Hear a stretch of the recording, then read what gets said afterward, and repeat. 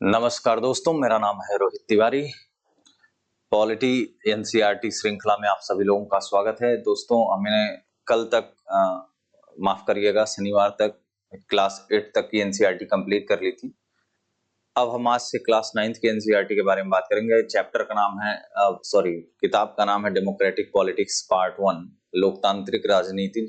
अब से मैं आपको एक और बात बता रहा हूँ, ये कक्षा 9 से जो एनसीईआरटी स्टार्ट हो रही है वो आपके लिए बहुत इंपॉर्टेंट है।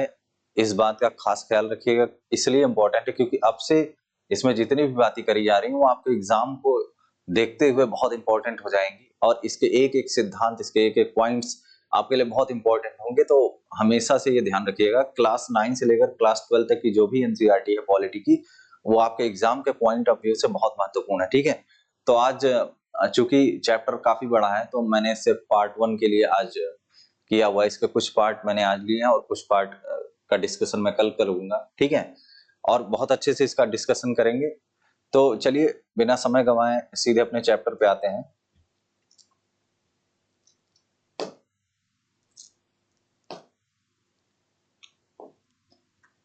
चलिए स्टेटमेंट से स्टार्ट करते हैं अब्राहम लिंकन के। अब्राहम लिंकन एक बड़े महान व्यक्तित्व थे, अमेरिका के राष्ट्रपति हुए और इन्होंने लोकतंत्र के बारे में एक बड़ी परिभाषा कही। इन्होंने कहा कि लोकतंत्र लोगों के लिए, लोगों की और लोगों द्वारा चलने वाली शासन व्यवस्था है। ऐसी शासन व्यवस्था जिसमें लोगों की भागीदारी हो, लोग ही शासन करें, लोगों को ही चुना जाए और वो लोगों के लिए ही शासन करें। ठीक है, for the people, by the people, to the people. तो इसका मतलब ये हुआ कि लोकतंत्र बेसिक तौर पर एक ऐसी व्यवस्था होती है जिसमें जनता ही शासन करती है और उसको जनता ही चुनती है। ठीक है, तो इसको अगर हम इस तरीके से समझें, इसमें हम ये कह सकते हैं कि जनता ही सबसे महत्वपूर्ण हिस्सा होती है इसमें। ठीक है, जनता को जनता ही चुनती है, इसलिए इसका नाम है डेमोक्रेसी। ठीक है, क्या बोलते हैं? डेमोक्रेसी। और आपको पता ही होगा कि डेमोक्रेसी दो शब्दों से मिलकर बना हुआ है, डेमोस प्लस क्रेसिया। तो डेमोस का मतलब होता है जनता, लोग, और क्रेसिया मतलब होता है शासन। ठीक है, इसका मतलब है जनता का शासन या लोगों का शासन। उसी को हम बोलते हैं उसी को बोलते हैं डेमोक्रेसी। ठीक है, इसको अब्राहम लिंकन ने कहा था, लोगों के लिए, लोगों की और लोगों द्वारा चलने वाली शासन व्यवस्था ही शासन होती है। ठीक है, इतनी बात समझ में आ गई होगी। चलिए आगे चलते हैं। अब लोकतंत्र की एक सरल परिभाषा है, बहुत आसान सी एक परिभाषा है, उसको समझिएगा। लोकतंत्र खास करके कहता है, लोकतंत्र शासन का ऐसा स्वरूप है जिसमें शासकों का चुनाव लोग करते हैं, जनता शासकों का चुनाव करती है। ठीक है, लोकतंत्र शासन का ऐसा रूप है जिसमें शासकों का चुनाव लोग करते हैं, प्रतिनिधि चुनते हैं। अब जैसे अगर हम यहीं पर बात करें राजतंत्र की, तो आपको पता है राजतंत्र में क्या होता है? क्या राजतंत्र में जब राजा महाराज, जैसे मान लो कि किसी भी राजा का नाम लो, अकबर का नाम ले लीजिए, किसी का भी नाम ले लीजिए, क्या उनको जनता ने चुना था? क्या अकबर को जनता ने चुना था? नहीं। अकबर चूंकि बाबर का पुत्र था, हुमायूं का पुत्र था, इसलिए जो है वो राजा बन गया। इसका मतलब है कि वहां पर कौन सी व्यवस्था चल रही है? वहां पर यह है कि मेरे पिताजी राजा थे तो मैं भी राजा बन गया, अब मेरा पुत्र भी राजा बनेगा। इसमें जनता की कोई भागीदारी नहीं दिख रही है, जनता किसी को नहीं चुन रही है। इसका मतलब है कि लोकतंत्र में क्या हो रहा है? लोकतंत्र में सीधा सीधा सा मतलब है कि जनता ही लोगों को चुन रही है, अपने प्रतिनिधियों को चुन रही है, और यही प्रतिनिधि चुनकर जाते हैं संसद में, विधानसभा में, और हमारे लिए वो हमारे तरफ से अपनी बातें रखते हैं और शासन करते हैं। ठीक है, तो बेसिक सी बात समझ लीजिए कि लोकतंत्र शासन का ऐसा रूप है जिसमें शासकों का चुनाव कौन करता है? जनता करती है। शासकों का चुनाव कौन करता है? जनता करती है। उसी को हम बोलते हैं लोकतंत्र। इतनी बात उम्मीद करता हूं आपको समझ में आ गई होगी।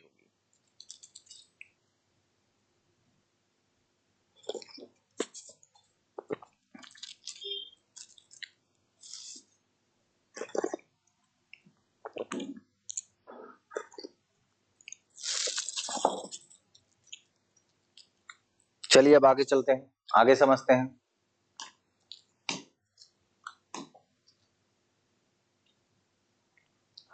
अब हम परिभाषा पढ़ते हैं कि जनता लोगों को चुनती है, लोगों का चुनाव करती है, उसी को हम बोलते हैं लोकतंत्र। बेसिक तौर पर यही समझते हैं।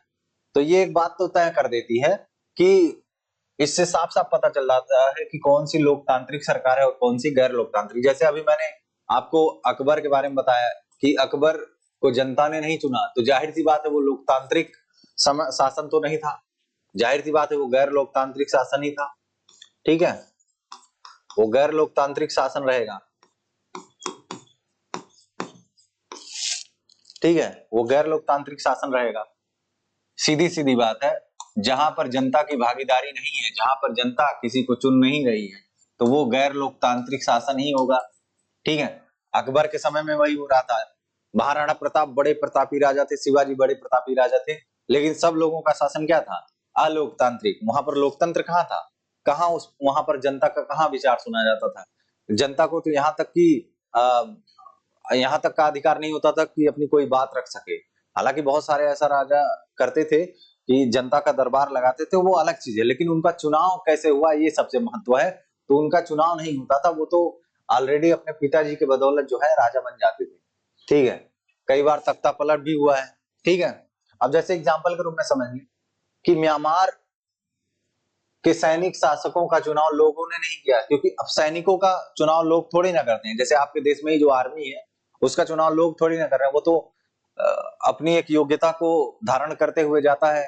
जैसे वो दौड़ निकाल लेता है, फिर रिटन एग्जाम निकालता है, तब वो सैनिक बन जाता है। अब वही सैनिक अगर हमारे ऊपर शासन करने लगे तो हमने उनको चुना तो है नहीं। तो ये सीधी सी बात है कि अगर म्यांमार की बात करें तो म्यांमार में अगर सैनिक शासन चल रहा है तो सिंपल सी बात है कि वहां पर लोकतंत्र नहीं है। क्यों? क्योंकि उनका चुनाव जनता ने नहीं किया है। अगर उनका चुनाव जनता करती तो ये कहते कि नहीं वहां पर लोकतांत्रिक शासन है। ठीक है, अब आप बोलेंगे ब्रिटेन में तो राजा का शासन है, वहां पर लोकतंत्र कैसे हुआ? देखिए, वहां पर लोकतंत्र इसलिए हुआ क्योंकि राजा भले है लेकिन वो संकेत है, बस उसके पास शक्ति नहीं है, पावर नहीं है। असली पावर संसद के पास होती है, इसलिए हम ब्रिटेन को लोकतंत्र कहते हैं। अगर असली पावर राजा के पास होती, 1688 से पहले की अगर बात करें, जब वहां पर रक्तहीन क्रांति नहीं हुई थी, उससे पहले की बात करेंगे तो वहां पर जो असली ताकत राजा के पास थी। जब राजा के पास असली ताकत है तो जाहिर सी बात है कि लोकतंत्र नहीं है। लेकिन अब अगर असली ताकत संसद के पास है और संसद चुनकर जनता के द्वारा आ रही, तो सीधी सी बात है लोकतंत्र का ही मामला है। ठीक है, डेमोक्रेटिक मोनार्की कह सकते हैं वहां पर, लोकतांत्रिक राजतंत्र। ठीक है, तो म्यांमार में ऐसी व्यवस्था नहीं, क्योंकि म्यांमार में सैनिकों का चुनाव लोगों ने नहीं किया है। जिन लोगों का सेना पर नियंत्रण था वे देश के शासक बन गए। अब शासक के फैसलों में कोई लोगों की भागीदारी नहीं। अब एक और पिनोसे एक शासक है, तानाशाह है, कहाँ के हैं? चिली के तानाशाह है। उनका भी चुनाव लोग नहीं करते। ठीक है, अब जितने भी राजशाही तंत्र हैं दुनिया में, जितने भी राजतंत्र हैं, वहां पर लोग उनको चुनते नहीं, तो वो भी लोकतांत्रिक नहीं हुए। ठीक है, अब यहाँ पर मैंने ब्रिटेन का इसलिए आपके सामने उदाहरण रखा जिससे आपको कंफ्यूजन ना हो कि सर ब्रिटेन में तो राजतंत्र है, वहां पर राजा रानी रहते हैं, लेकिन ताकत उनके पास नहीं है ना, ताकत तो होती है संसद के पास। तो वो आपको समझना होगा। ठीक है, अब जैसे सऊदी अरब की बात करें तो सऊदी अरब में लोगों द्वारा शासक नहीं चुने जाते हैं, बल्कि राज परिवार में जन्म लेने का कारण उन्हें मिल जाता है। राज परिवार में उनका जन्म हुआ, इस वजह से वो राजा बन गए। तो राजा का बेटा वहां राजा बन रहा है, इसका मतलब लोकतंत्र नहीं है। राजा का बेटा राजा नहीं बनेगा। राजा का बेटा अगर भारत में राजा बन जाए तो फिर लोकतंत्र नहीं है। भारत में वो राजा बने, सॉरी राजा बोलना शब्द गलत होगा। भारत में वो शासन करेगा जो प्रतिभाशाली होगा, जिसके पास वो ताकत होगी, जनता जिसको चुनकर भेजेगी शासन करने के लिए। ठीक है, तो इस हिसाब से हम समझ सकते हैं कि भारत में क्या है, लोकतंत्र है, क्योंकि भारत में जनता ही चुनती है। प्रधानमंत्री मोदी को किसने चुना है?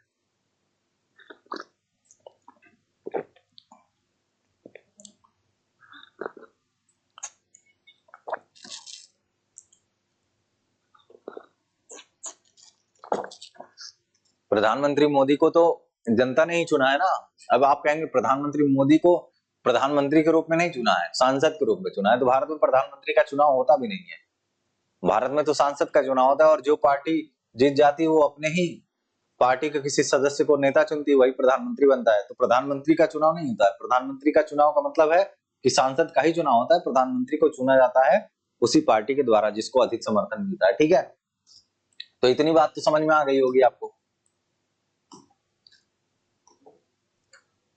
अब लोकतंत्र की कुछ विशेषताओं के बारे में समझ लीजिए कि लोकतंत्र की कुछ विशेषताएं क्या हो सकती हैं। उसमें सबसे बड़ी विशेषता शासक कौन होगा, इसमें शासन कौन करेगा, कैसे ये निर्णय किया जाए। दूसरी बात है कि चुनाव कैसी होनी चाहिए, चुनाव लोकतांत्रिक होना चाहिए, और लोगों की जिम्मेदारी, ठीक है, मतलब लोगों की जिम्मेदारी क्या है लोकतंत्र में, और सरकार का क्या स्वरूप होना चाहिए, सरकार किस तरीके की हो। ठीक है, इन सारी चीजों का निर्णय करना बड़ा जरूरी है।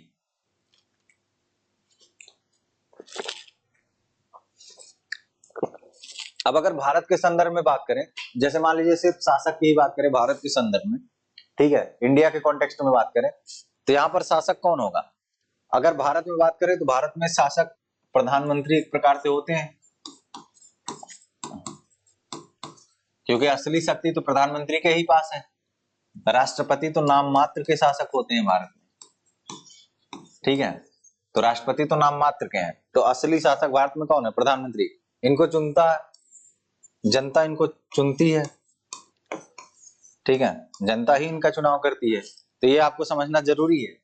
चुनाव कैसा होना चाहिए, अब सोचो कि अगर नरेंद्र मोदी क्या करें, नरेंद्र मोदी अगर धांधली कर दें चुनाव में, जैसे लोग हमेशा ये कहते हैं ईवीएम में गड़बड़ी हुई है, या सोचो कि जब ईवीएम मशीन नहीं आई थी उस समय पेटियों में बॉक्स बने रहते थे, उसमें लोग अपना मतदान करते थे, मतलब एक कागज पे निशान बना रहता था कि आप किस पार्टी को वोट देना चाहते हैं, और वही निशान उस पर, मतलब उसी पर चिन्ह निशान लगा के, नहीं मैं कांग्रेस को वोट दे रहा हूं, मैं बीजेपी को वोट दे रहा हूं, वो निशान बनाकर उसी बॉक्स में डाल देते थे। तो पहले उसी बॉक्स से ही बहुत धांधली होती थी। एक बार राजनारायण केस हुआ था, उसमें इंदिरा गांधी के खिलाफ बड़े लंबे लंबे चार्ज लगाए थे हाई कोर्ट ने, ठीक है, उसमें कहा गया था कि आपने चुनाव में धांधली की और उनके चुनाव को रद्द भी कर दिया गया था। तो इसका मतलब चुनाव में अगर गड़बड़ी हो रही है फिर लोकतंत्र ठीक ढंग से स्थापित नहीं हो पाएगा। अगर चुनाव निष्पक्ष रूप से नहीं हो रहा है तो फिर लोकतंत्र नहीं बन पाएगा। इसका मतलब अगर चुनाव निष्पक्षता पूर्वक ना हो तो मोदी हमेशा चाहेंगे नहीं हम ही बेईमानी करके हमेशा जीतते रहें, तो फिर वो लोकतंत्र नहीं हुआ। फिर देखने में तो लगेगा कि वो लोकतंत्र है, दिखावटी लोकतंत्र होगा, लेकिन असली में जनता जिसको चुनकर भेजना चाहती थी वो निर्णय नहीं हो पाएगा अगर बेईमानी होगी। और तीसरा, लोगों की जिम्मेदारी, रिस्पॉन्सिबिलिटी, लोगों की जिम्मेदारी है कि वो हमेशा ऐसी सरकार का चुनाव करें जो ऐसी सरकार हो कि वो लोकतांत्रिक सरकार बने, संविधान की सीमाओं का पालन करे। सरकार का स्वरूप तो भारत में संसदीय प्रणाली है, भारत में संसदीय प्रणाली, संसदीय प्रणाली में संसद ही केंद्र बिंदु होती है, ठीक है, पार्लियामेंट। तो इसलिए आप देखते होंगे भारत में जो वास्तविक शासक है वो पार्लियामेंट से ही जाते हैं। जैसे संसद, पहले संसद में चुनाव होता है मोदी जी का, फिर मोदी जी वहीं से आगे बढ़ते हैं और प्रधानमंत्री बनते हैं, ठीक है। तो ये तो रहा लोकतंत्र की विशेषताएं। इसमें ये जो चारों पॉइंट आपको दिखाई पड़ रहे हैं बड़े इंपॉर्टेंट है कि शासक कैसा होना चाहिए, चुनाव निष्पक्ष होना चाहिए, लोकतांत्रिक चुनाव होना चाहिए, लोगों की रिस्पॉन्सिबिलिटी क्या होनी चाहिए, सरकार का किस प्रकार का सरकार का स्वरूप हो, ये सारी चीजें ध्यान देने वाली बात है, ठीक है। अब आगे देखिए, अब इसमें एक एग्जांपल दिया गया है कि जब तक बात पार्टी की सदस्यता का फॉर्म भरकर उसकी सदस्य नहीं बनोगी अंदर नहीं आ सकती। मतलब यहाँ पर तानाशाही इस चरम सीमा तक पहुंच गया है कि जब तक आप पार्टी की सदस्यता ना ग्रहण कर लें आप देश में ही एंट्री नहीं कर सकते। तो इसमें सीरिया के बारे में बताया गया। सीरिया पश्चिम एशिया का एक छोटा सा देश है जहां पर शासक बाथ पार्टी और उसकी कुछ सहयोगी पार्टियों से ही देश में राजनीतिक गतिविधियों को चलाई जाती है। तो ऐसी स्थिति क्या चाइना और मैक्सिको में भी हो सकती है, ये आपसे पूछा जा रहा है कि क्या चाइना और मैक्सिको में भी ऐसी परिस्थिति पैदा हो सकती है या है, वो आपको बताना है, ठीक है। तो ये दिखा रहा है किस प्रकार से तानाशाही चल रही। तो यहाँ लोकतंत्र तो जाहिर सी बात है कि नहीं है। अगर ऐसी कोई परिस्थिति पैदा हो रही है तो तानाशाही है, लोकतंत्र का तो सवाल ही नहीं पैदा होता। ये बात तो समझ ही लीजिए आप कि लोकतंत्र तो यहाँ होना तय ही नहीं है। लोकतंत्र का मतलब होता है जहां पर जनता चुन रही है, जनता का मन है, जनता की सहमति है, तब लोकतंत्र है, अदरवाइज वो लोकतंत्र हो ही नहीं सकता। अब पाकिस्तान के बारे में बात करेंगे। पाकिस्तान में जो सैनिक तख्ता पलट हुआ, हालांकि 1956 में ऑलरेडी एक बार हुआ था, ठीक है, तो 1999 में एक सैनिक तख्ता पलट होता है, ठीक है, उसके बारे में समझिए। उसमें पाकिस्तान ने क्या किया था, पाकिस्तान में जो जनरल परवेज मुशर्रफ जी हैं, इन्होंने अक्टूबर 1999 में क्या कर दिया था, सैनिक तख्ता पलट कर दिया था, ठीक है। अब जब सैनिक तख्ता पलट कर दिया और अपने आप को उन्होंने क्या कर दिया, अपने आप को मुख्य कार्यकारी घोषित कर दिया, वहां का मुख्य कार्यकारी मतलब मुखिया, देश का मुखिया घोषित कर दिया, अपने आप को वहां का मुख्य कार्यकारी घोषित किया।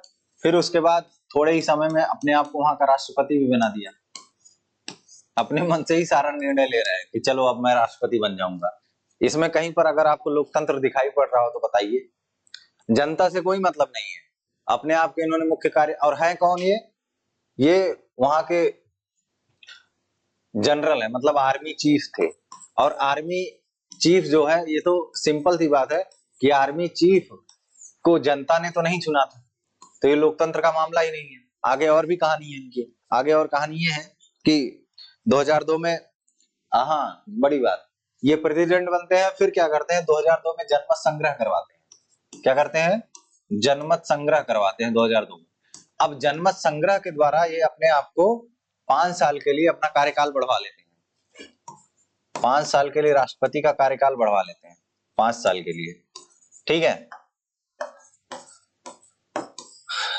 अब कहने को तो ये जनमत संग्रह है, कहने को जनमत संग्रह, जनमत संग्रह का मतलब होता है कि जनता ने इनको चुना है डायरेक्टली। लेकिन अब क्या होता है, वहां के जो कुछ अधिकारी, वहां के कुछ फंडामेंटल राइट्स कार्यकर्ता थे, सॉरी डेमोक्रेटिक राइट्स के कार्यकर्ता थे, मीडिया वाले थे, ये सब कह रहे थे कि ये जो जनमत संग्रह हुआ है, इसमें भयंकर धांधली हुई, मतलब इसमें बहुत ही बड़े स्तर पर धांधली हुई और परवेज मुशर्रफ ने बड़े स्तर पर धांधली करी। अब सीधी सी बात है, अगर चुनावों में धांधली हो गई, अभी मैंने आपको बताया चुनाव कैसा होना चाहिए, निष्पक्ष होना चाहिए, और इन्होंने क्या कर लिया, इन्होंने चुनाव में धांधली कर दी, और वो भी बड़े स्तर पे धांधली, दिखाया कि जनमत संग्रह हुआ है, लेकिन इतना बड़ा खेल कर दिया कि ऐसा लगा कि इन्होंने पूरा तख्ता ही पलट कर दिया। अब इन्होंने क्या किया, अपना कार्यकाल क्या कर दिया, 5 साल के लिए बढ़ा दिया, ठीक है। फिर क्या हुआ, फिर 2002 में इन्होंने एक काम किया, 2002 में इन्होंने लीगल फ्रेम ऑर्डर के जरिए पाकिस्तान के संविधान को ही बदल दिया। सोचिए 2002 में फिर क्या करते हैं, 2002 में लीगल फ्रेमवर्क ऑर्डर एक कानून लाते हैं।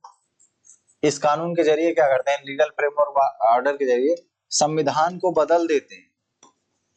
सोचिए, संविधान को ही बदल देते हैं, और संविधान को बदल के क्या करते हैं, वहां की जो असेंबली थी, नेशनल असेंबली और स्टेट असेंबली, उनके अधिकारों को बहुत कम कर देते हैं, उनके अधिकारों को पूरी तरीके से दबा देते हैं, ठीक है। और ये भी संविधान में ये भी कहते हैं, ये कहते हैं कि हम जब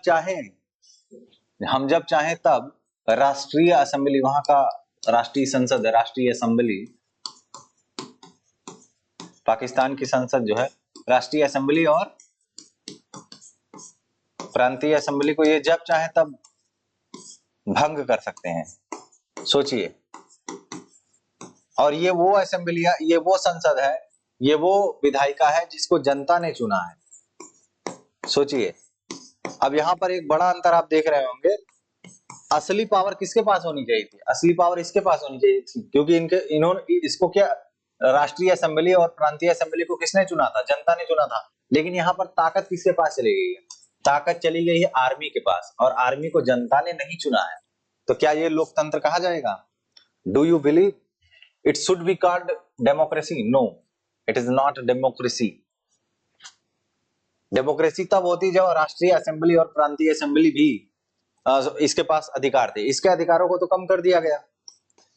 और इन्हीं से बनती है क्या, मंत्रिपरिषद, इन्हीं को मिला के बनती है मंत्रिपरिषद। अरे भाई, मंत्रिपरिषद का गठन हमेशा संसद पार्लियामेंट से ही तो होता है, पार्लियामेंट और विधानसभा से।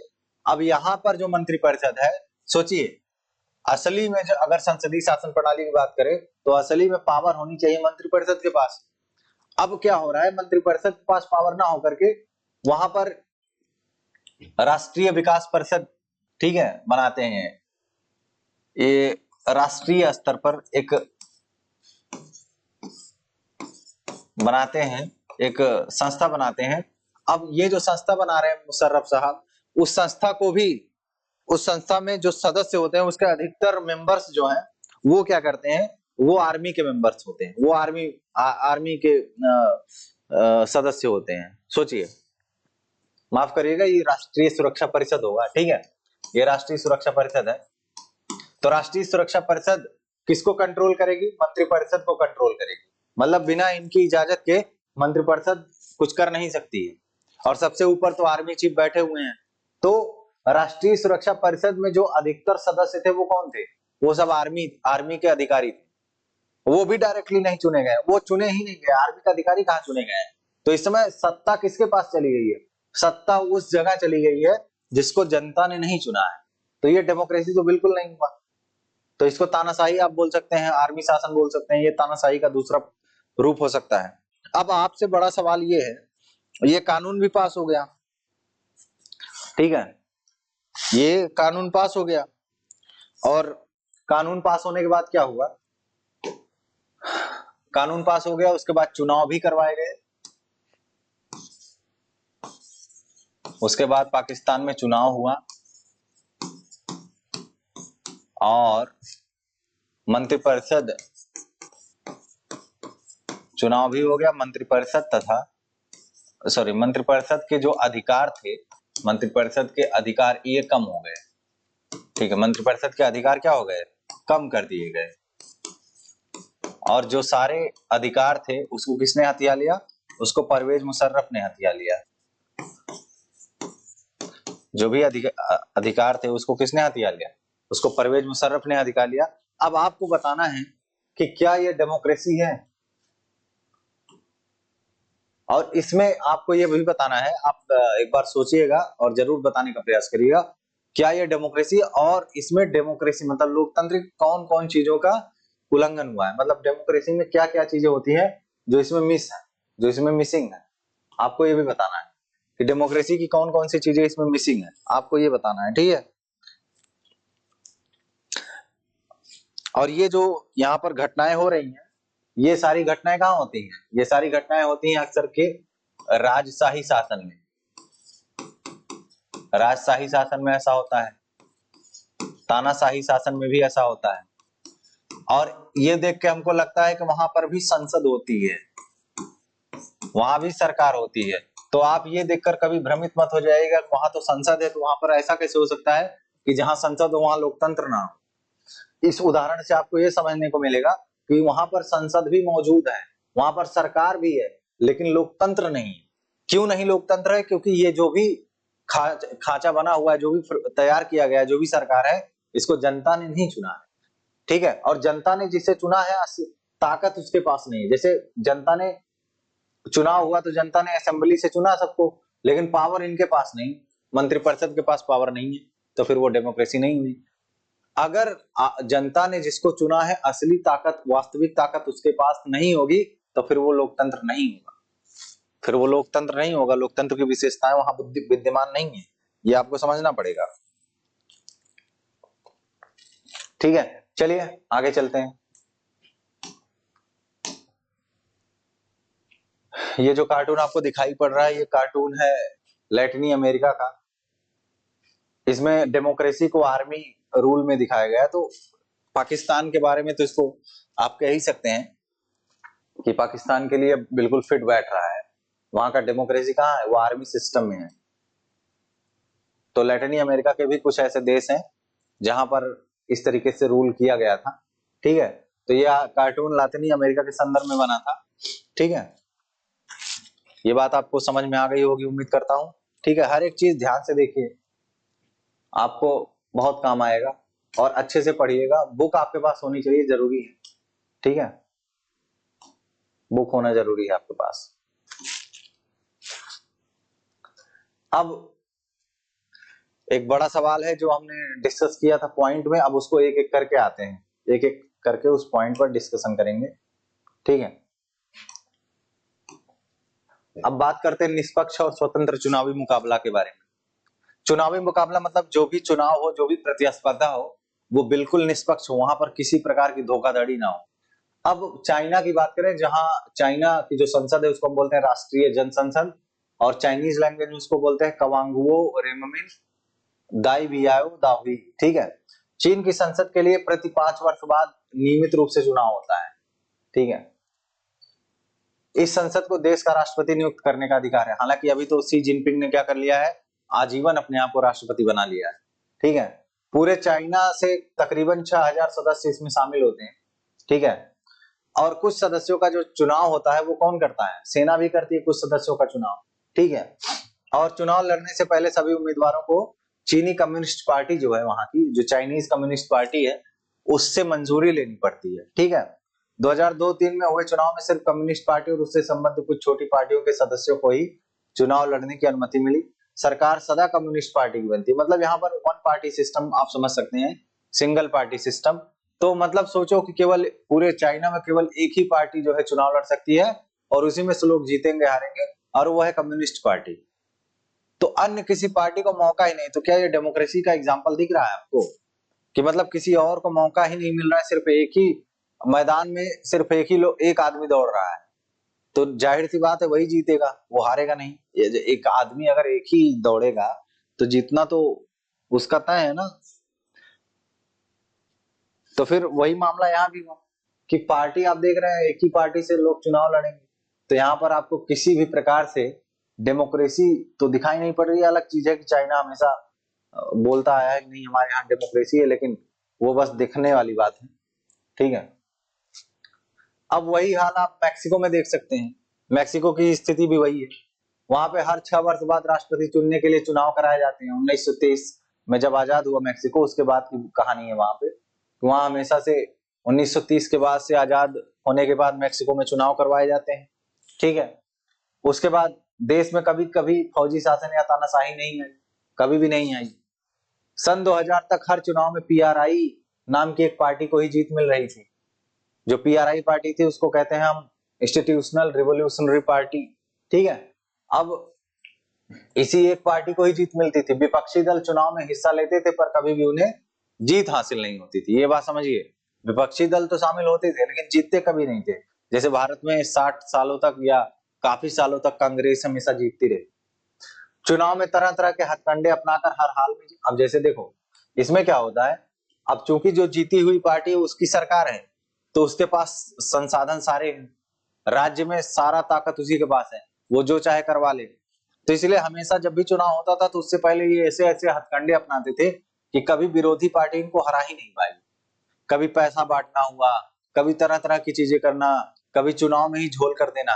तो इन सारी चीजों की बदौलत क्या होता था, ये हमेशा जीतते थे, ठीक है। और ये हर हाल में अपनी जीत हासिल करने के लिए कुख्यात थी। सरकारी दफ्तरों में काम करने वाले सभी लोगों के लिए पार्टी की बैठकों में जाना अनिवार्य था। जो भी लोग सरकारी नौकरी करते थे उनका पार्टी की बैठक में मतलब अनिवार्य रूप से उनको पार्टी की सदस्यता लेनी ही पड़ती थी।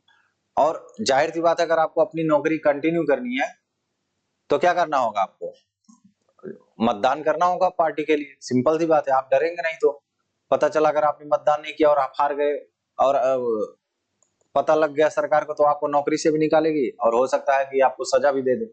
तो सोचिए, सरकारी स्कूलों के अध्यापक अपनी छात्र छात्राओं को माँ बाप से पीआरआई के लिए वोट देने के लिए कहते थे, ठीक है।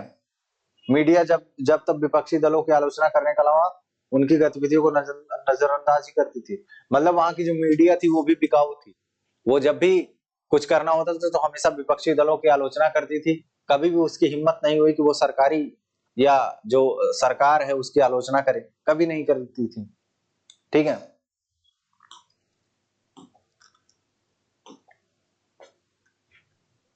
कई बार क्या होता था, मान लो यहां तक भी हो गया, उसके बाद भी ये लोग नहीं मानते थे। उसके बाद भी क्या करते थे, कई बार एकदम अंतिम क्षणों में क्या करते थे, मतदान केंद्रों को एक जगह से हटाकर दूसरी जगह कर देते थे, जिससे बहुत सारे लोग वोट ही नहीं डाल पाते थे।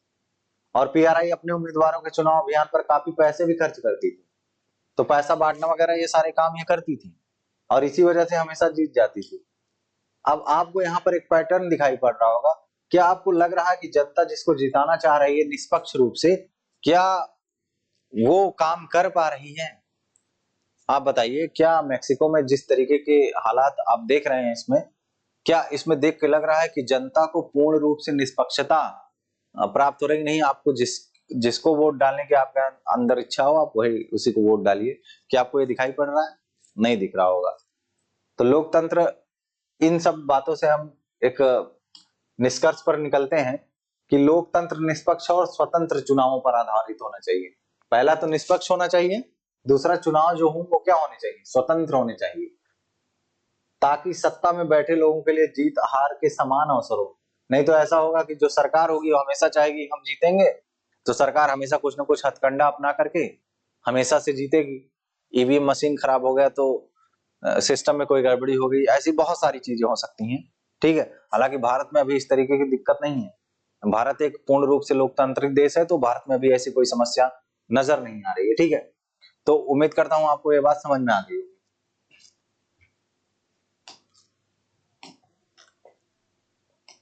ठीक है, अब इसके बाद आते हैं सार्वभौमिक वयस्क मताधिकार पर। अभी तक तो हम बात कर रहे थे किस तरीके से निष्पक्ष चुनाव करवाए जाए।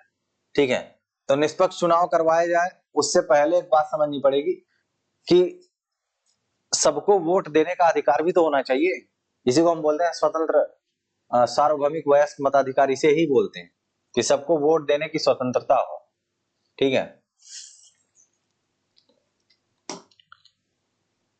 तो हमने जब भारत आजाद हुआ तो भारत तो शुरू से ही भारत ने सार्वभौमिक वयस्क मताधिकार को अपनाया कि 21 वर्ष के ऊपर के जितने भी लोग हैं, 21 वर्ष जिन्होंने पूरा कर लिया है, उनको धर्म, जाति, लिंग, जन्म स्थान या जातीय आधार पर किसी भी प्रकार से ऊंच नीच की भावना से नहीं देखा जाएगा और सबको मतदान करने का पूर्ण रूप से स्वतंत्र रूप से अधिकार होगा। ठीक है, तो सार्वभौमिक वयस्क मताधिकार ही एक बड़ा महत्वपूर्ण चीज है लोकतंत्र से। ठीक है, और बहुत सारे संघर्ष जो है वो सार्वभौमिक वयस्क मताधिकार से हुए हैं पूरी दुनिया भर में, दुनिया भर के देशों में ये हुआ है। ठीक है, और अब पूरी दुनिया में लगभग इसको स्वीकार कर लिया गया है। ठीक है, और किसी व्यक्ति को मतदान के समान अधिकार से वंचित करने के भी उदाहरण बहुत ज्यादा आपको मिल जाएंगे। अमेरिका जैसे देशों में भी महिलाओं को बहुत समय तक मतदान करने का अधिकार नहीं मिला।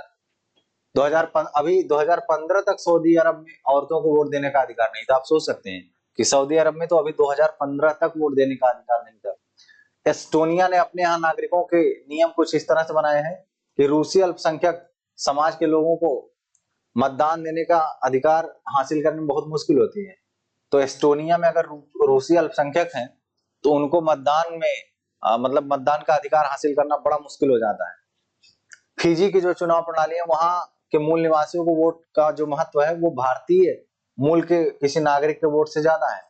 मतलब जो वहां के मूल निवासी हैं फिजी के, वो अगर मतदान करेंगे तो भारतीय मूल का कोई व्यक्ति अगर मतदान करेगा तो मत मूल्य ज्यादा होगा फिजी के मूल नागरिक का।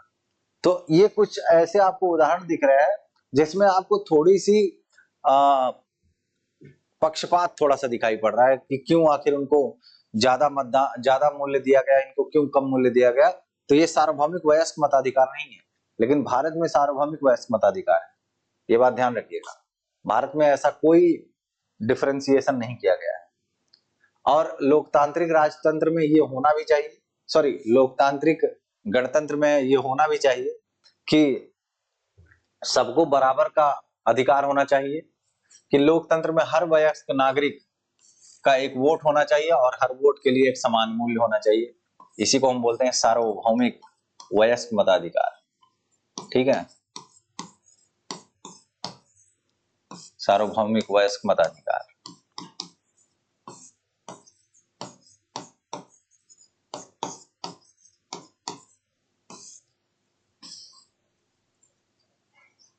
ठीक है, ये बात समझ में आ गई।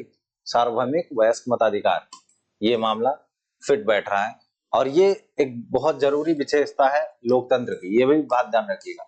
अगर आपके क्वेश्चन में कभी ऐसा सवाल आए तो सार्वभौमिक वयस्क मताधिकार एक इंपॉर्टेंट पार्ट हो जाएगा लोकतंत्र का, ये बात हमेशा ध्यान रखिएगा। कानून का राज, अधिकारों का सम्मान। कानून का राज का मतलब होता है कि law of rule of law. ठीक है, कानून का शासन मतलब क्या हुआ? Rule of law. इसमें व्यक्ति का शासन नहीं है, ना तो किसी समूह का शासन है, ना किसी समाज का शासन है। ये क्या है? ये है कानून का शासन। ठीक है, और कानून का शासन का मतलब होता है कानून सबके लिए समान होगा, अमीर गरीब का कोई भेदभाव नहीं। अब जैसे एग्जांपल में, जिम्बाब्वे को 1980 में अल्पसंख्यक गोरों के शासन से मुक्ति मिली। ठीक है, अंग्रेजों ने 1980 तक जिम्बाब्वे में शासन की। फिर उसके बाद देश पर एक पार्टी है वहां का जिसका नाम है जानु पीएफ दल, जानु पीएफ पार्टी। उसका राज है जिसने देश को स्वतंत्र संघर्ष की अगुवाई की थी, और इसके जो नेता हैं वो हैं रॉबर्ट मुगाबे। ये आजादी के बाद से ही शासन कर रहे थे। ठीक है, और चुनाव नियमित रूप से होते भी थे, और सदा यही जीतता था, जानु पीएफ दल ही हमेशा जीतता था। ठीक है, और राष्ट्रपति मुगाबे बहुत ज्यादा लोकप्रिय थे, उस टाइम पर बहुत ज्यादा लोकप्रिय थे। फिर भी वो चुनाव में गलत तरीके अपनाते थे, गलत तरीके से चुनाव करवाते थे।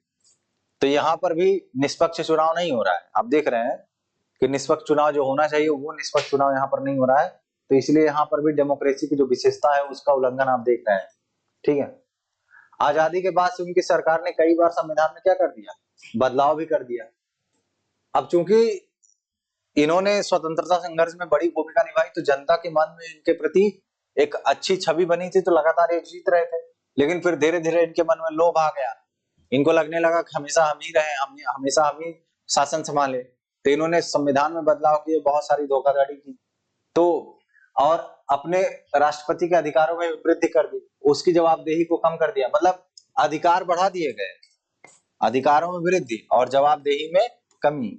ये अपने आप में लोकतंत्र की गुणवत्ता को गिराने के लिए काफी, अगर क्योंकि लोकतंत्र में एक बड़ा बड़ा जो मामला है वो जवाबदेही है। जो भी सरकार बनेगी उसकी जवाबदेही होती है। अगर जवाबदेही खत्म हो जाए फिर डेमोक्रेसी का मतलब क्या रह जाएगा? जवाबदेही मतलब क्या होती है? जो भी आप काम करेंगे उसके लिए आपको जवाब देना पड़ेगा जनता को। अगर आपने कोई गलत काम कर दिया तो संसद में जाकर के मंत्रिपरिषद को जवाब देना पड़ता है। इसीलिए कहा गया है कि मंत्रिपरिषद लोकसभा के प्रति उत्तरदायी होगी। इसको दूसरे भाषा में कहें तो मंत्रिपरिषद लोकसभा के प्रति जवाबदेह होगी, उसको जवाब देना पड़ेगा। अगर कोई भी कानून, कोई भी पॉलिसी, कोई भी योजना अगर गलत हुई तो उस योजना के लिए सरकार को संसद में जाकर के जवाब देना पड़ेगा। इसी को बोलते हैं जवाबदेहिता। ठीक है, इन्होंने क्या किया? अपनी अधिकारों को बढ़ा लिया लेकिन जवाबदेहिता को कम कर लिया। होना ये चाहिए कि अधिकार भले कम हो जाए, राज्य के अधिकार कम हो जाए, लेकिन जवाबदेहिता उसकी बनी रहनी चाहिए, बढ़ जाए चलेगा। ठीक है, विपक्षी दलों के कार्यकर्ताओं को परेशान किया जाता था और उनकी सभाओं में गड़बड़ कर दी जाती थी जिससे कि जनता तक उनकी पहुंच ना हो पाए। सरकार विरोधी प्रदर्शनों और आंदोलनों को गैर कानूनी घोषित कर दिया गया था। एक ऐसा कानून भी था जो राष्ट्रपति की आलोचना करने के अधिकार को सीमित करता था, मतलब आप राष्ट्रपति की आलोचना ही नहीं कर सकते हैं। तो ये अपने आप में दिखा रहा है कि कितनी तानाशाही है। ठीक है, चलिए आगे देखते हैं। अब इससे हम इस सिद्धांत पर आते हैं, इस मुद्दे पर पहुंचते हैं कि एक लोकतांत्रिक सरकार संवैधानिक कानूनों, ये बात ध्यान रखिएगा, संवैधानिक कानूनों, जो संविधान में कानून दिए गए हैं, नागरिक अधिकारों द्वारा खींची लक्ष्मण रेखाओं के भीतर ही काम करनी चाहिए। जैसे एग्जाम्पल के रूप में वो सीमा क्या है? वो सीमा ये हो सकती है, एक तो संवैधानिक सीमा है कि जो संविधान में बातें लिखी गई है उसका उल्लंघन नहीं करना है आपको, संवैधानिक कानून का उल्लंघन नहीं करना है। दूसरा, नागरिक के अधिकारों का उल्लंघन नहीं करना है, नागरिक अधिकारों का उल्लंघन नहीं करना है। ये भी बात ध्यान रखनी पड़ेगी आपको।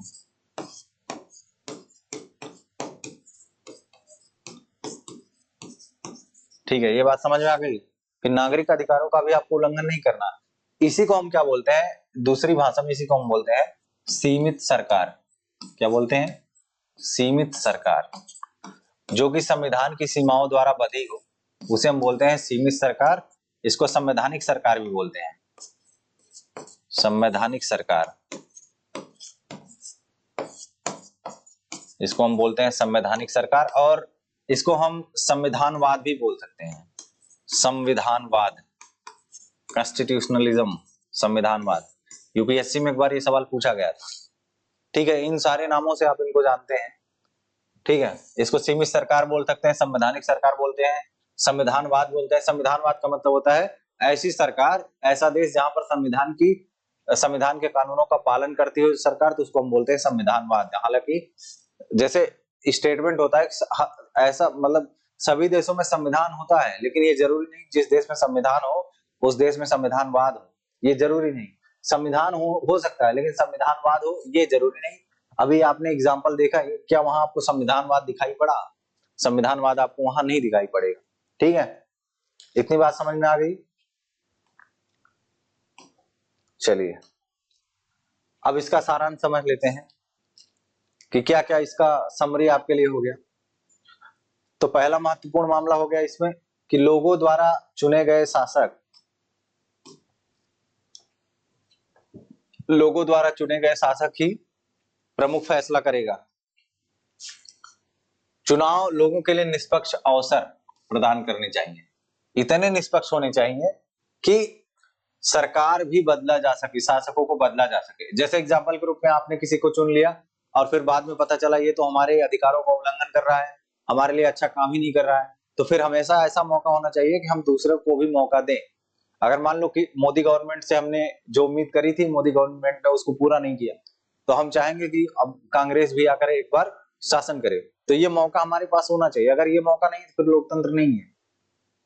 तो कहा गया चुनाव लोगों के लिए निष्पक्ष अवसर और इतने विकल्प उपलब्ध कराता है कि वे चाहें तो शासकों को बदल सकते हैं, शासकों को बदल सकते हैं। यह विकल्प और अवसर सभी लोगों को समान रूप से उपलब्ध होने चाहिए। ठीक है, इस चुनाव से बनी सरकार संविधान द्वारा तय बुनियादी कानूनों और नागरिक अधिकारों के दायरे को मानते हुए काम करती है। लोकतंत्र के लिए बहुत जरूरी है ये बात ध्यान रखिएगा।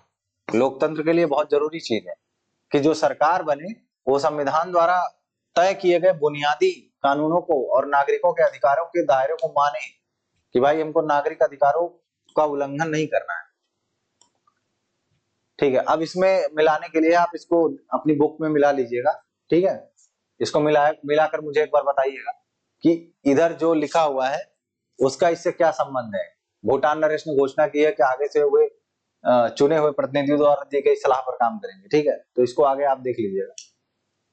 चलिए अब लोकतंत्र के खिलाफ कुछ तर्क देखते हैं कि क्या हमेशा से रटते आए हैं कि लोकतंत्र लोकतंत्र, क्या लोकतंत्र वाकई में इतना अच्छा है? क्या लोकतंत्र के अलावा हमारे पास दूसरा विकल्प नहीं हो सकता? क्या लोकतंत्र एकदम से परफेक्ट है? पूरी दुनिया में हर जगह लोकतंत्र ही होना चाहिए? क्या लोकतंत्र की कोई खामी नहीं हो सकती? क्या उसकी कोई कमी नहीं हो सकती? चलिए देखते हैं उसकी कुछ कमी हो सकती है कि नहीं। पहली चीज, लोकतंत्र में नेता बदलते रहते हैं, इससे अस्थिरता उत्पन्न होती है। आपने इतिहास पढ़ा होगा, चाहे वो प्राचीन इतिहास रहा हो, चाहे वो मध्यकालीन इतिहास रहा हो, उसमें आप देखते हैं एक एक व्यक्ति जो है इतने 40-40 साल तक शासन कर रहा है। अकबर को देखेंगे तो अकबर 49 साल शासन कर रहे हैं, औरंगजेब उतना शासन कर रहे हैं। इतना कभी आपने देखा है कोई एक नेता कभी लोकतंत्र में शासन करता हुआ आपने देखा है? कई बार तो, एक बार तो 25 दिन 13 दिन में अटल बिहारी वाजपेयी जी की सरकार गिर गई थी। तो इतनी स्थिरता होती है इसमें कि लगता है कि हर दूसरे दिन सरकार बदल रही है। तो इससे क्या होगा, इससे जो नीतियां बनती हैं राज्य में, जो पॉलिसीज बनती है, उन पर बड़ा असर पड़ता है। पता चला पिछले पार्टी ने कोई और नीति बनाई थी, अगली पार्टी दूसरी आई, उसने उस नीति को ही बदल दिया। तो लोकतंत्र में बड़ी दिक्कत होती है, नेता बदलते रहते हैं और इससे अस्थिरता पैदा हो जाती है। ठीक है, दूसरा मामला, लोकतंत्र का मतलब सिर्फ राजनीतिक लड़ाई और सत्ता का खेल है, यहाँ नैतिकता की कोई जगह नहीं। सच में आप देखें, अगर अपने जीवन में देखें तो आप इधर उधर देख लीजिए चारों तरफ, नेता हमेशा से सिर्फ कुर्सी के लिए लड़ रहे हैं, किसी के अंदर नैतिकता की भावना नहीं है। ठीक है, किसी के अंदर एथिक्स है ही नहीं, सब लोग सिर्फ कुर्सी की लड़ाई लड़ रहे हैं, सिर्फ राजनीतिक सत्ता। ठीक है, सब अपनी राजनीतिक सत्ता स्थापित कर रहे हैं और जनता का शोषण कर रहे हैं। तो लोकतंत्र भारत में भी है, क्या कोई अच्छाई दिख रही है आपको? गरीबी क्या कम हो गई? नहीं, गरीबी कम हुई। तो फिर हम क्यों कहते हैं कि नहीं, लोकतंत्र होना जरूरी है? ठीक है, आप देख रहे हैं ये सत्ता का खेल है, यहाँ पर नैतिकता के लिए कोई जगह नहीं है, बिल्कुल भी कोई जगह नहीं। किसी नेता के अंदर अगर आप मुझे रत्ती भर नैतिकता दिखा दें तो फिर मैं मानूं, किसी के अंदर नैतिकता नहीं है। तीसरा, लोकतांत्रिक व्यवस्था में इतने सारे लोगों से बहस और चर्चा करनी पड़ती है कि हर फैसले में देरी होती है। अब एक छोटा सा कानून बनाना होगा, छोटा सा कानून बनाना होगा तो उसको 15 जगह से बहस करवाई जाएगी, फिर उसको पोर्टल पर डाला जाएगा, जनता उसको देखेगी, अपना फीडबैक देखेगी, फिर वो लोकसभा में जाएगा, लोकसभा से पारित होकर के राज्यसभा में जाएगा, पता चला राज्यसभा का मन ही नहीं है, फिर राज्यसभा उसको इनकार कर देगी, फिर संयुक्त बैठक होगा, फिर वो जाएगा राष्ट्रपति के पास। तो इतना समय लग जाता है कि एक कोई छोटी सी योजना लागू करनी हो, उसको लागू करते करते सालों बीत जाते हैं, तो कहां से विकास होगा सोचिए। तो लोकतांत्रिक व्यवस्था में इतने सारे लोगों से बहस और चर्चा करनी पड़ती है कि हर फैसले में बहुत देरी। और वहीं अगर अकबर जी का मन करे कि नहीं चलो राज्य में योजना लागू करते हैं, तो कल से ही लागू हो जाएगी। क्यों? क्योंकि उनको किसी से पूछना ही नहीं, उनको किसी से पूछना नहीं है। प्लेटो तो लोकतंत्र का बड़ा विरोधी था, प्लेटो लोकतंत्र को अच्छा नहीं मानता था, वो कहता था लोकतंत्र नहीं है, भेड़ तंत्र है। यहाँ पे एक भेड़ जिस तरफ गई, सारी भेड़ें उधर चल देती हैं, ठीक है। अब अगला है, चुने हुए नेताओं को लोगों के हितों का पता ही नहीं होता है। अरे भाई, कई लोग तो एक बार आते हैं, चुन के चले जाते हैं, तो फिर 5 साल बाद नजर आते हैं, तो उनको क्या, लोगों को क्या चाहिए क्या नहीं चाहिए, लोगों की क्या समस्या है, इसके बारे में कुछ पता ही नहीं है, तो लोकतंत्र कहां से चलेगा। इनके चलते खराब फैसले होते हैं। भाई, आपके क्षेत्र में आपकी जनता को क्या समस्या, अगर आपको पता ही नहीं होगा तो आप फैसला कैसे करेंगे। लोकतंत्र में चुनावी लड़ाई महत्वपूर्ण और खर्चीली होती है। आप देखते हैं कितना पैसा खर्च होता है। अभी एक इंटरव्यू में एक नेता, तथाकथित नेता थे बिहार के, उन्होंने कहा कि विधायक बनने के लिए कम से कम 4 करोड़ 40 करोड़ लगेगा, 40 करोड़ रुपए खर्च हो जाएंगे। सोचिए, इतनी खर्चीली व्यवस्था है कि यहाँ पर जो अमीर है वही सत्ता में पहुंच पा रहा है, जिसके पास बहुत पैसे हैं तो वो सत्ता में पहुंचेंगे। तो ये बहुत खर्चीली होती है, और जब इतनी खर्चीली होती है तो उसके लिए भ्रष्टाचार भी होता है। अब जो नेता इतना पैसा खर्च करके मंत्री बनेगा तो भ्रष्टाचार करके पहले अपनी जेब नहीं भरेगा, वो जनता की सेवा क्या करेगा, ठीक है। सामान्य लोगों को पता ही नहीं है। अब गांव में आप चले जाएंगे, कुछ लोग बोल देंगे कि लोकतंत्र क्या है, कहेंगे ये लोकतंत्र क्या होता है, बोलेंगे ये प्रधानमंत्री आपके कौन है, बोलेंगे हमारे प्रधानमंत्री तो योगी जी हैं। तो उनको यहाँ तक नहीं पता है कि मुख्यमंत्री कौन है, प्रधानमंत्री कौन है। उनको जब ये नहीं पता है कि ये सब कौन है, तो उनको अपनी अच्छाई, हमारे लिए अच्छा क्या हमारे लिए बुरा क्या है वो क्या पता होगा। तो फिर उन्हें किसी चीज का फैसला करना ही नहीं चाहिए। लोकतंत्र में भाई फैसला कैसे करेंगे, उनको जिसको पता ही नहीं कि हमको क्या सही चाहिए क्या नहीं चाहिए, वो फैसला क्या करेगा। तो ये सारी समस्याएं हैं लोकतंत्र की, ठीक है। ऐसा नहीं था कि लोकतंत्र बहुत परफेक्ट है, ठीक है। अब लोकतंत्र सच में ऐसी कोई जादुई चीज नहीं कि एक बार कहीं लोकतंत्र लागू हो जाए तो फिर वहां पर एकदम राम राज्य हो जाएगा, वहां पर स्वर्ग आ जाएगा, नहीं, ऐसा नहीं। आप खुद ही देखिए कि क्या लोकतंत्र आने से गरीबी खत्म हुई है, ठीक है, नहीं खत्म हुई। सरकार के स्वरूप के तौर पर लोकतंत्र बस इतना करता है आपके साथ, एक बुनियादी चीज को फायदा पहुंचाता है आपके लिए कि जो भी फैसला करना हो आप खुद करें। लोकतंत्र एक बड़ी जो बात करता है वो ये करता है कि लोग अपने बारे में खुद फैसला करें, ठीक है, लोग अपने बारे में खुद फैसला करें, ये बड़ी बात है। इससे इस बात की गारंटी थोड़ी ना है कि आप जो फैसला कर रहे हैं वो अच्छा ही होगा।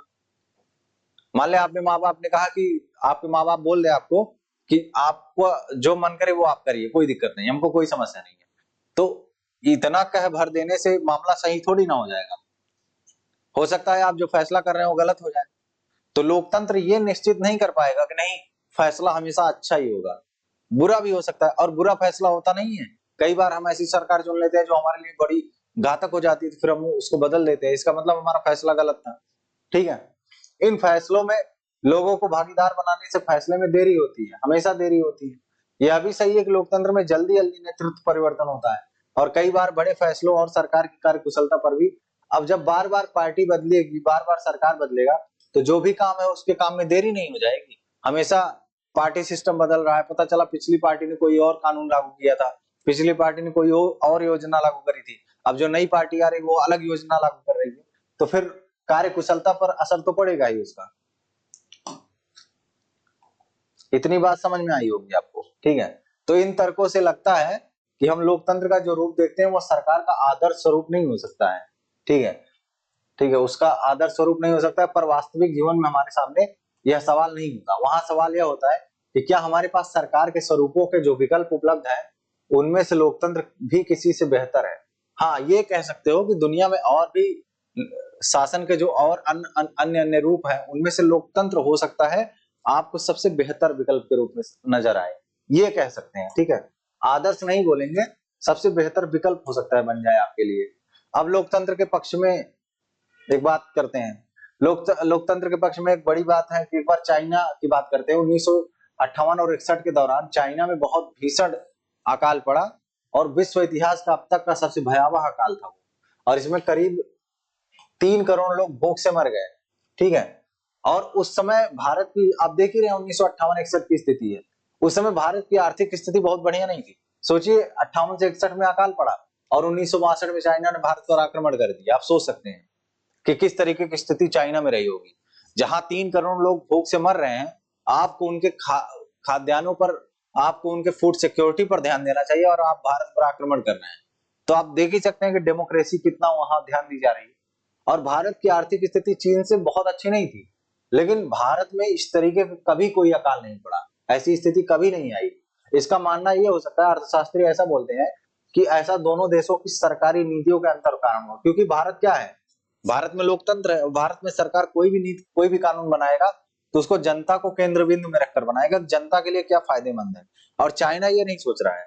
चाइना सेंट्रल पार्टी सिस्टम है, सिंगल पार्टी सिस्टम है, वो साम्राज्यवादी विचारधारा का देश है कि जनता चाहे जिए चाहे मरे, हमसे उससे मतलब नहीं है, हमको बस अपने देश की टेरिटरी बढ़ानी है, हमको अपने देश का आकार बड़ा करना है। तो उसको अभी 3 करोड़ लोग मर रहे हैं, कोई फर्क नहीं है। ठीक है, कोई दिक्कत नहीं। लेकिन भारत ऐसा देश नहीं है। भारत ऐसा देश है कि भारत कोई भी कानून बनाएगा तो उसको जनता को ध्यान में रखेगा। ठीक है, हमेशा से ध्यान में रखेगा कि जनता को नुकसान ना हो। इसलिए भारत ने हमेशा युद्ध भी टालने की कोशिश करी है, हमेशा से। ठीक है, तो लोकतंत्र का एक बड़ा अंतर ये भी है। भारत में लोकतांत्रिक व्यवस्था होने से क्या फायदा हुआ, खाद्य सुरक्षा पर ध्यान दिया गया, क्योंकि जनता को केंद्र बिंदु में रखना है। जनता ने हमको चुना है किस लिए, जिससे हम उसकी सुरक्षा कर सके। तो जनता की सुरक्षा करनी है तो उसके मामले में हमको खाद्य सुरक्षा के बारे में ध्यान देना है। चीनी सरकार ने ऐसी कोई जरूरत महसूस ही नहीं करी कि हमको जनता के लिए कोई काम करना है, क्योंकि कोई जवाबदेही है नहीं वहां पर। और हमारे यहाँ जवाबदेही, अगर भारत में इस तरीके का काम ना हो तो फिर जवाबदेहिता तय करनी पड़ जाएगी। अर्थशास्त्रियों का भी यह कहना है कि किसी भी स्वतंत्र और लोकतांत्रिक देश में कभी भी बड़ा अकाल और बड़ी संख्या में भुखमरी नहीं हुई, क्योंकि हमेशा से वहां पर क्या ध्यान दिया जाता है, जनता को ध्यान में दिया जाता है। अब कहा जा रहा है कि अगर चीन में भी बहुदलीय व्यवस्था होती, विपक्षी दल होता, तो विपक्षी दल क्या कहता है, अगर आप जनता के ऊपर ध्यान नहीं देंगे, सोचिए अगर विपक्षी दल होता तो 3 करोड़ लोग मर रहे हैं तो आप लड़ाई करने जा रहे हैं, तो विपक्षी दल खड़ा होकर संसद में नहीं बोलता कि बताइए, एक तो आपकी जनता की हालत खराब है, इतने लोग मर गए और आप लड़ाई के बारे में सोच रहे हैं। भारत में अगर ऐसा कोई काम होगा तो भारत में जो विपक्षी दल है वो खड़ा होकर के बोलेगा कि अभी आपकी जनता इतनी परेशान है, वो भूख से मर रही है और आपको लड़ाई करनी है। तो ये भी एक बड़ा कारण हो सकता है भारत में खाद्य सुरक्षा का। ठीक है, तो इसीलिए भारत में इतना बड़ा अकाल नहीं पड़ा। ठीक है, और वहां पर स्वतंत्र मीडिया होती, फ्री मीडिया। स्वतंत्र मीडिया मतलब ये कि अगर कुछ भी गड़बड़ी हो रही है देश में तो वो जनता के सामने उसको दिखाना, तो इतने सारे लोग भूख से नहीं मरते थे। और चाइना को इसका कोई फर्क भी नहीं पड़ता है, भूख से मरो चाहे जियो, कोई दिक्कत नहीं है। चाइना को बस अपनी टेरिटरी बढ़ानी है और आज भी उसी चक्कर में पड़ी हुई है। ठीक है, तो ये जो एग्जाम्पल है आपको लोकतंत्र को सर्वश्रेष्ठ शासन पद्धति बताने वाली विशेषताओं में से एक बहुत स्पष्ट ढंग से दिख जाती है कि जहां पर लोकतंत्र है वहां पर इस तरह की कोई समस्या नहीं आई। लोगों की जरूरत के अनुरूप आचरण करने के मामले में लोकतांत्रिक शासन प्रणाली किसी भी अन्य प्रणाली से बेहतर है। मतलब जनता एक्सपेक्ट करती है कि हमारे लिए काम हो, अन्य किसी प्रणाली के बेहतर लोकतंत्र में ज्यादा होगा। गैर लोकतांत्रिक सरकार लोगों की जरूरतों पर ध्यान भी दे सकती है और नहीं भी, लेकिन ये लोकतंत्र में नहीं होगा। लोकतंत्र में लोगों की जरूरतों पर ध्यान देना पड़ेगा। ठीक है,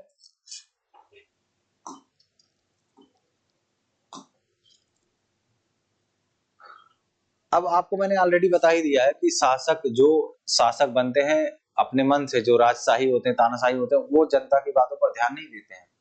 ठीक है, तो इससे एक बात तो समझ आती है कि लोकतांत्रिक शासन पद्धति दूसरों से बेहतर है क्योंकि यह शासन का अधिक जवाबदेही स्वरूप है। मतलब ये ज्यादा रिस्पॉन्सिबिलिटी तय करती है, जवाबदेहिता, लाइबिलिटी ज्यादा तय करती है। यहाँ पर लाइबिलिटी नहीं, इसको आप जवाबदेहिता बोलेंगे तो ज्यादा बेहतर होगा। ठीक है, अब कुछ मामले समझ लें। लोकतंत्र बेहतर निर्णय लेने की संभावना बनाता है। क्यों? इसलिए बेहतर निर्णय लेने की संभावना बनाता है क्योंकि इसमें सभी लोगों से राय सलाह ली जाती है, जनता की भागीदारी होती है। लोकतंत्र मतभेदों और टकरावों को संभालने का तरीका उपलब्ध कराता है। क्यों? बहुत सारे लोग आपस में बातचीत करते हैं तो एक बीच का रास्ता निकाल लिया जाता है, इससे समस्या समाधान होता है। लोकतंत्र नागरिकों का सम्मान बढ़ाता है क्योंकि लोकतांत्रिक सरकारें जो होती है वो हमेशा कोई भी कानून, कोई भी योजना लाएंगी तो नागरिकों को केंद्र बिंदु में रखकर लाती है। इसलिए लोकतांत्रिक गणराज्य में कल्याणकारी राज्य को आप देख सकते हैं। ठीक है, इसलिए नागरिकों का सम्मान बढ़ता है। राजतंत्र में तो नागरिकों का सम्मान कभी नहीं बढ़ेगा। लोकतांत्रिक व्यवस्था दूसरों से बेहतर है क्योंकि इसमें हमें अपनी गलती ठीक करने का अवसर मिलता है। कैसे? अगर मान लो हमने किसी एक सरकार को चुन लिया और हमको लगा वो सरकार सही नहीं है तो उसको हम दोबारा से बदल देंगे, तो हम अपनी गलती को ठीक कर सकते हैं। ठीक है, हम अपनी गलती को ठीक करते हैं। तो ये सारे मामले जो है ये आपको लोकतंत्र के पक्ष में दिखाई पड़ेंगे। इसमें राजेश और मुजफ्फर ने एक लेख पढ़ा और उस लेख में ये बातचीत करी गई है कि इसमें बताया गया है किसी भी लोकतांत्रिक देश ने दूसरे लोकतांत्रिक देश के साथ कभी लड़ाई नहीं करी। ठीक है, तो ये आपको भी मैं देता हूं, आप इसके बारे में एक बार सोच करके बताइएगा। और इन्होंने कहा कि जब भी लड़ाई हुई तो एक लोकतांत्रिक देश के बीच में हुई और एक गैर लोकतांत्रिक देश के बीच में। इनका कहना है कि लोकतांत्रिक देश जो है, मतलब इन्होंने जो लेख पढ़ा उसमें लिखा हुआ है कि लोकतांत्रिक देश हमेशा लड़ाई करने से बचना चाहते हैं क्योंकि उनकी जो पॉलिसीज होती है, उनकी जो नीतियां होती है वो जनता को केंद्र करके बनाते हैं कि जनता का हम कैसे भलाई करें। और अगर आप लड़ाई करेंगे, जाहिर सी बात है अगर अर्थव्यवस्था आपको बढ़ानी है तो लड़ाई से आपको बचना है क्योंकि जितनी आप लड़ाई करेंगे आपकी अर्थव्यवस्था उतनी ही पीछे चली जाएगी। ठीक है, तो शांति व्यवस्था अर्थव्यवस्था को बढ़ाने के लिए बहुत जरूरी है। लेकिन ये जो राजेश है उन्होंने कहा कि ये अच्छा तर्क नहीं है, ये संयोग से हुआ होगा। यह संभव है कि भविष्य में लोकतांत्रिक देशों के बीच में भी युद्ध हो। देखो, लोकतांत्रिक देशों के बीच में युद्ध हो सकता है लेकिन लोकतांत्रिक देश हमेशा युद्ध टालना चाहते हैं क्योंकि उनका जो मेन फोकस होता है वो जनता होती है कि जनता का कल्याण करें।